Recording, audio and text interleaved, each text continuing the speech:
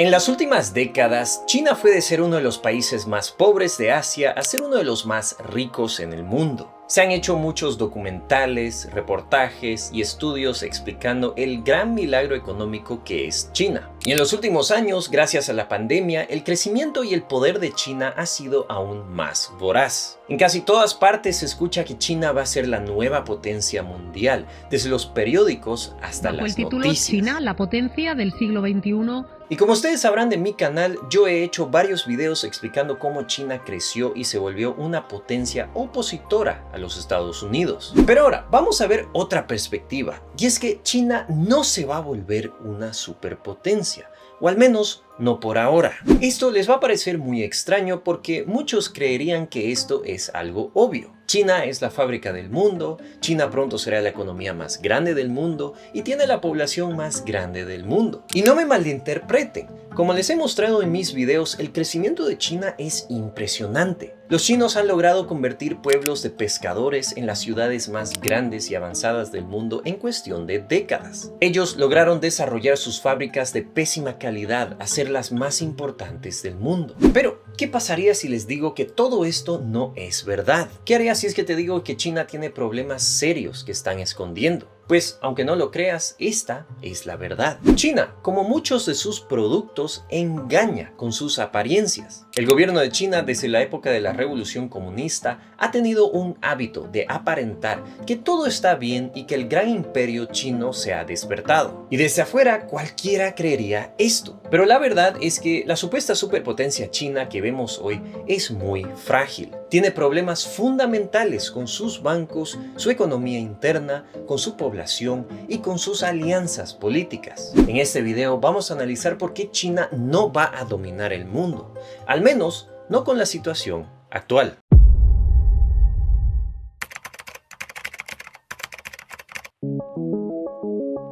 El crecimiento de la economía de China es admirable. Y a pesar de ser un país comunista, la raíz de dicho éxito es gracias a las políticas capitalistas que implementaron en ciertas zonas del país en la década de los 70. Este fue un proyecto orquestado por Deng Xiaoping, la mano derecha de Mao Zedong. En ese entonces, China estaba pasando por años difíciles con una población altamente desnutrida y pobre. La moral de los ciudadanos chinos era muy baja. Mao Zedong había liderado la revolución comunista durante la Segunda Guerra Mundial y prometió mucha prosperidad para el pueblo chino en las décadas que venían. Pues dicha prosperidad nunca llegó y los chinos veían países en su alrededor como Corea, Japón y Hong Kong progresar. Por lo tanto, Deng Xiaoping propuso una reforma en China que abriría ciertas ciudades al capitalismo. Ciudades claves que se encontraban en la costa, como verán en este gráfico. Y una de esas ciudades era un pueblo llamado Shenzhen. Shenzhen era un pueblo de pescadores con una población menor a 10.000 personas. No había nada en este pueblo y la gente vivía en la pobreza. Pero el gobierno chino decidió llamar a Shenzhen en una zona económica especial. Aquí se podían crear empresas, tener libre comercio, propiedad privada y un mercado libre. Y gracias a estas políticas capitalistas pasó algo que nunca antes se ha visto en la historia humana. El pueblito de Shenzhen en cuestión de décadas se convirtió en una ciudad de más de 15 millones de habitantes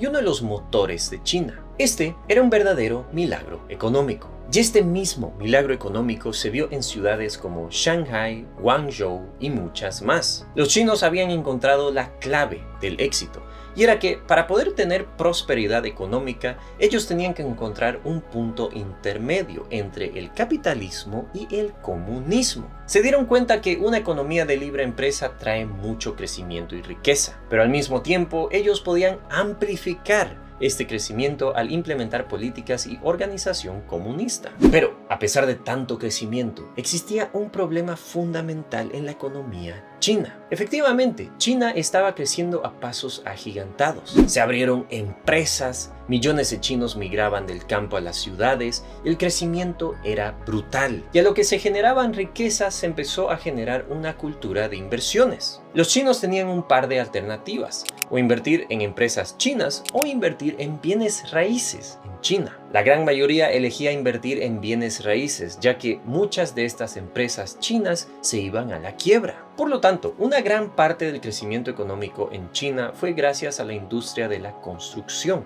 La construcción en China vio años dorados. Había demanda por nuevas viviendas, por nuevos edificios de oficinas y también por infraestructura. Por lo tanto, todas las empresas de cemento, de materiales de construcción y empresas de bienes raíces crecieron a pasos agigantados. Pero fue aquí que las cosas empezaron a descontrolarse. El gobierno, ya que era un gobierno comunista, podía manipular a la economía y planear su crecimiento. Y como se veía mucha prosperidad económica en la construcción, se empezó a estimular la construcción aún más al dar créditos baratos y al apoyar a la inversión en viviendas. Esto funcionó de maravilla. Los dueños de viviendas y los inversionistas en bienes raíces veían ganancias altísimas y el estándar de vida del país subía. Pero rápidamente llegó la especulación. Los inversionistas empezaban proyectos y compraban casas por el simple hecho que eran inversiones rentables. Esta era una demanda artificial y se descontroló al llegar a los años 2000.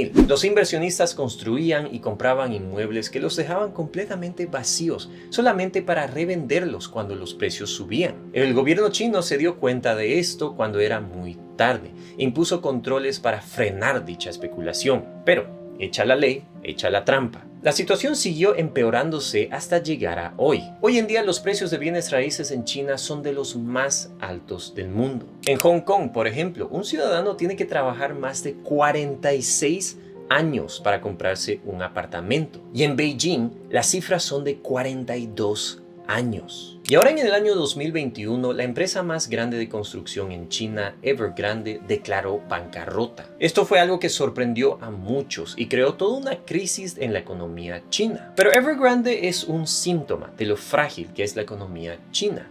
Una economía construida en fundamentos débiles. Y uno de esos fundamentos es la construcción, la cual directamente representa el 29% de la economía china. Y este es un problema masivo que podría explotar cualquier momento. Es decir, la economía china está construida en mucha especulación que se empeoró con todos los estímulos gubernamentales. El crecimiento fue enorme, pero las burbujas y las deudas que se crearon también son enormes. Cualquier desaceleramiento en la economía china podría tumbar a todo el país. Por lo tanto, China necesita solucionar este problema primero si quiere ser una potencia mundial.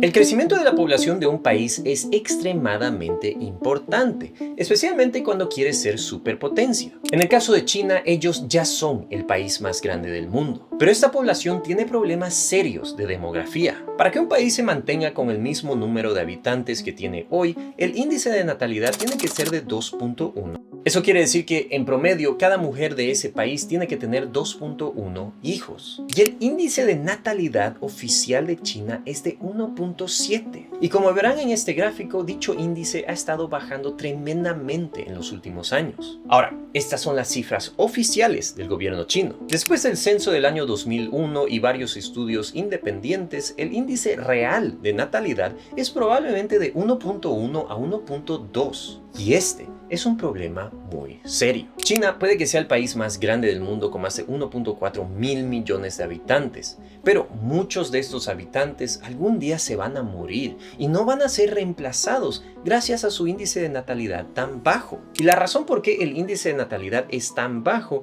es porque en la década de los 50 a los 80, China estaba viendo un crecimiento de su población explosivo. Este era un gran problema para el gobierno porque mucho de este crecimiento se veía en las áreas rurales donde había mucha pobreza. Y como China es un país comunista, el gobierno tenía que mantener a dicha población que seguía creciendo. Para cortar dicho crecimiento, el gobierno impuso la política del hijo único. Las familias en China, por ley, solo podían tener un hijo. Y si tenían más de un hijo, tenían que pagar multas o sufrir otras consecuencias. En fin, esta política fue exitosa y la gran mayoría de las familias chinas tuvieron solamente un hijo. Pero esta política, a pesar de que fue eliminada en el año 2016, ha causado un gran desbalance en edades de la población china y también de los géneros. Para que una economía sea saludable y siga en crecimiento, lo ideal es que la población crezca. Una población más grande significa más consumo y también más trabajadores. Y cuando existe una nueva potencia, dicha potencia tiene una población en crecimiento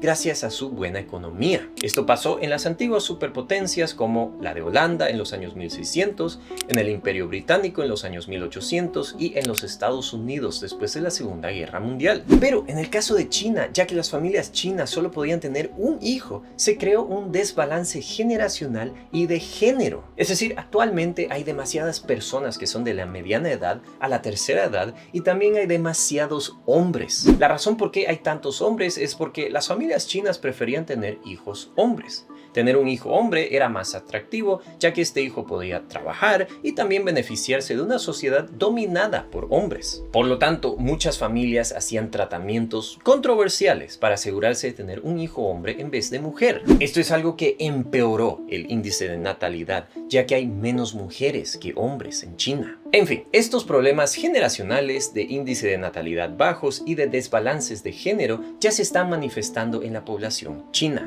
Desde el año 2001, la población de edad trabajadora ha estado disminuyendo. Ese es un problema muy grave que afectará a la economía china, no solo por los problemas que ya les mencioné, sino que los ancianos también son extremadamente caros para el gobierno. El gobierno va a tener que pagarles una pensión por varias décadas, brindarles seguro médico y también otro tipo de beneficios sociales. Este va a ser un gasto enorme en las finanzas del gobierno chino y normalmente se traduce en impuestos más altos para las empresas y asalariados. Y el gran problema aquí es que China está tratando de solucionar desesperadamente estos problemas demográficos, pero sin éxito. Han tratado de imponer leyes que cada familia tiene que tener 2 o hasta 3 hijos. Pero como en su intento de política de un hijo único, esto probablemente traiga más problemas que éxito. Luego, de la misma manera, China no es un país recipiente de inmigrantes. Es más, China es de los países en el mundo que recibe menos inmigrantes. Por lo tanto, la situación demográfica en China no se pinta nada buena si se quiere ser superpotencia.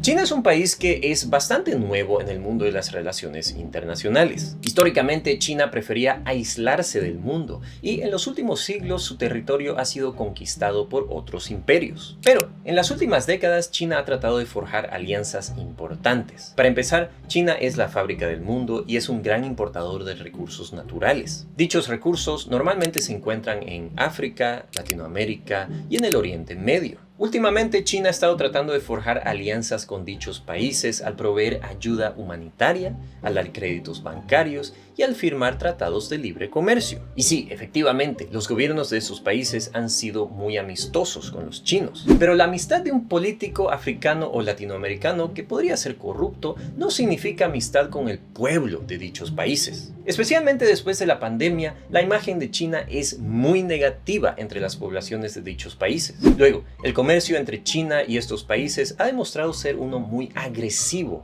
abusivo y rígido. Pero estos son los países en desarrollo. Cuando se trata de los países con las economías más grandes y avanzadas, ningún país tenía una opinión favorable sobre China, según el Pew Research Center. Todas estas economías importantes en los últimos años le han perdido fe al Partido Comunista Chino y a las acciones que vende China en el mundo entero. Y este es un problema muy grave, porque al final de cuentas los países con las economías más avanzadas son los países más poderosos del mundo y que importan estas cosas. Y ninguno de ellos ve a China como su aliado. Es más, en términos de alianzas, China no tiene alianzas formales. La única alianza antigua que tiene China es con Corea del Norte. Efectivamente, China tiene una amistad con Rusia, comercio y algunos acuerdos militares, pero esta no es una alianza formal. En comparación, los Estados Unidos puede ser una nación odiada por otros países, pero sigue siendo aliado de dichos países. Por ejemplo, Canadá y México tienen una percepción muy negativa de los Estados Unidos, pero al mismo tiempo son de los aliados más cercanos de los Estados Unidos. Luego, las alianzas militares que tiene Estados Unidos con otros países son superiores y muchísimo más avanzadas que China. Como les decía, China formalmente no tiene tiene alianzas modernas. Mientras que Estados Unidos es un país creador de las Naciones Unidas,